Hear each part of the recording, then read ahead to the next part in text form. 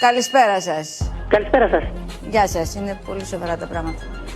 Ναι, πέστε μου. Ναι, εσείς πείτε μου. Τι να μου πείτε. Τι είπατε? Με πήρατε τηλέφωνο από το 14800, τι θέλετε.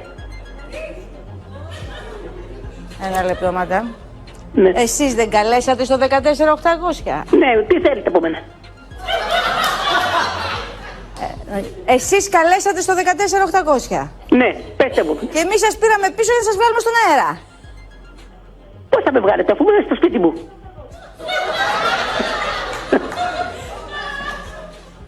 Το ονοματάκι σας? Θα με βγάλετε στον αέρα τώρα. Είστε στον αέρα. Μα δεν με... ακούω. Γενικότερα ή αυτή τη στιγμή αν ακούτε? Ναι, αυτή τη στιγμή. Αυτή... Εγώ βλέπω την Ανίτα, αλλά δεν...